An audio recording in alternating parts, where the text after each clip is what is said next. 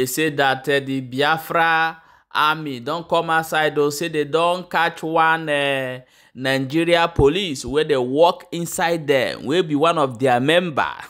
Things are happening. They say that the guy don't dey with them for very long ago. They don't know. Say na police.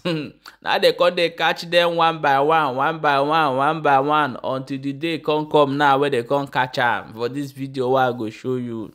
However, welcome back to Balabas G Today na the first time we come across this wonderful channel. You are highly welcome. We still dey here. They bring you updates back to back. Please share this video and make sure say they follow this channel for more updates as it dey hot. My people, let's quickly jump inside this matter. Go know how it dey happen for this area. They say that the Biafra armies don't come outside. They say they don't catch one guy wey be say in there with them, but they don't know say na Sabo wey dey the other side. Come still dey the other side again. They say the guy na police, pure trained police wey dey among them. I go play the video, make they use their mouth to talk, and before we come back and continue.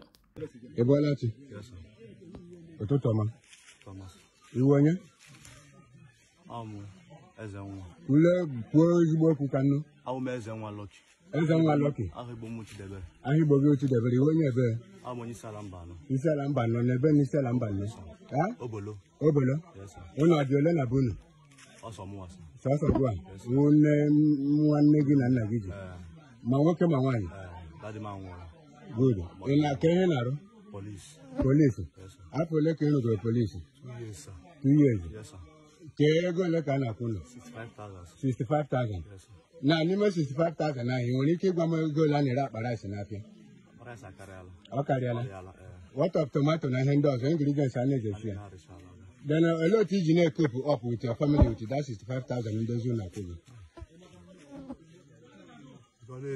anaghị ezu and iche ekele ị na-atụ mara na ọ naghị ezu ka ekwena ihe iji nọgide wepụta ha ị ga-aga chọọ mbọ ị na-agbara onwe gị today otu ha si confuse gị before gị bawa ọrụ polisi ka ihe na ihe nkwa ndị ha kwugachiri gị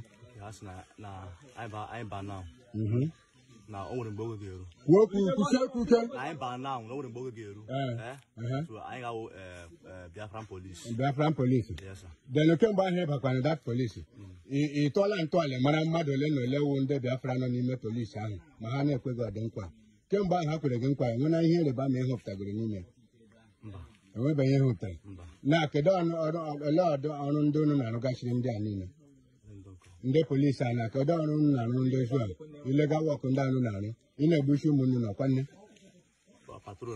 patrol ka ị na-aga dat patrol ele ihe ị na-anọkọta gị bilion ya unu gawa patrol kedu ihe na-aga amonitọ ele na ihe na-aga amonitọ ndị ole ka unu na-aga ndị bọnkụ ahụ ọkwanụ ndị ole abịa dị si ifo unu ka ntị magwa gị ihe a strategy eji kpọkọta ụlọ ọnụ ka enwe ike kpochapụ unu asụ ndị Igbo ụlọwo ụnụ adịghị akọta asa na enweghị obere nụ dị mkpa aka gị ịma ihe since iji baa polisi akwena nụ gbasara Biafran Liberation Army dena nwebeghị ime na batiki gị kacha ntị nọgide na polisi na-enweghị uru ị na-erite ya onye ji wuru ofeke ka m gwazie gị iji ibere na ị ga-ala dị ya ị gaghị ala ya bikọs ọrụ na-ewu nwatakịrị ma ihe kemgbe anyị bịara n'ọrụ polisi naanị enweghị ihe rụpụtara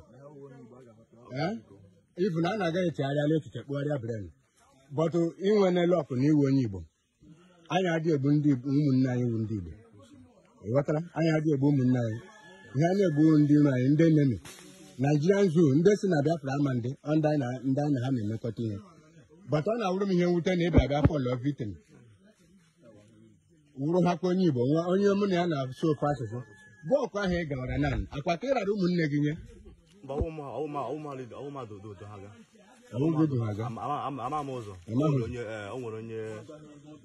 ha gwa gị ihe ị gagakwa ịjọs duru ha na-aga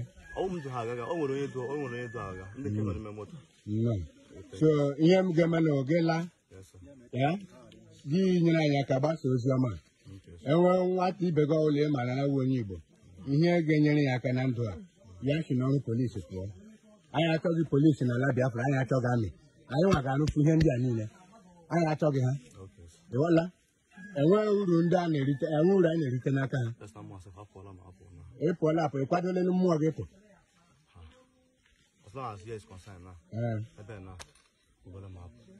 Then you are time property with again. Okay. Yeah, and I want you again. Yeah, gas. You want to one nigga get pay now, you people shy. Then you kidnap you, if you say I got a boss. If you be in a clear Nanya, in not alone, you might turn a shot on Piagana, a period in here.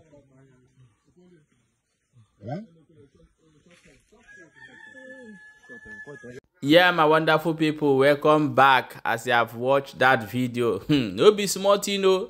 As this one they happen like this now, they say that people waiting for street don't cut chain. Say that Justice Binta Nyako, they say better say me resign. No, say this thing where they want do. If they try say they try Genmas in Nandekalo, say they go scatter, they go run priest, everywhere go yakpa. Now I see this one they happen for here. I beg watch the video. May no be like say that me they talk with my mouth. The thing that Nandekalo will rot it there, you can never rot it. If Nandekalo eventually rot it there, Nigeria will pay the price, the heavy price. Binta Nyako, they have plan with the Fulanis. They have plan. They have evil agenda. Because that plan they have, then now they can't want to resist that plan. That's why they are holding in now they can in custody. Now they could have released today, but if Fulani have agenda, I guess indeed, I get the Easterners. If our leaders, if they want to have sense, let them have sense now. Now you don't have sense, they have wrote letter. I heard it now. You don't have wrote letter to their brother. Yes, so they no longer want restructuring. What they want is total division. Total division, yes. Because they have saw what now they cannot have saw. Now they can't fighting for injustice. Yeah, but wonderful people, welcome back. As I have watched that video, this now waiting they happen for inside the street. Oh, you don't hear them as people take talk. They say that the Justice Binta Nyako, she immediately released Mazi Nandekalo, and they should stop this game where they play with the life of citizens. Because if this man they not release him, say the wahala no go be here. And they look say people they come, you get people we see talk, we make everywhere they cool. Because if everybody stand up began to do katakata, say the country go catch fire. So the only solution na dialogue. The way they take release on the Igboho and negotiate and with Sunday Igboho, I understand. May they use that same way take release Mazi Nandekalo. But we all know that Tinubu may not accept to release Mazi Nandekalo because of if I say the man they paro for Nandekalo. But however, they no get any option not to release him. Make the man go back, go meet his family because they don't try for inside that place. And the worst part of it is that I wish they fit give them access to do some other things for inside there. But the DSS said no. That means this one now in prison with hard labor. We never ever enters the prison cell, but it's already the prison with hard labor. So we pray that God touch them, may they release this man so that there will be peace in the land. You know, I don't hear them. I beg, may you still drop your own opinion for inside comment section as they share the video so that other people will still they watch and they know waiting they go for the area. Okay, my people, we'll quickly catch you up for the next update as they hot.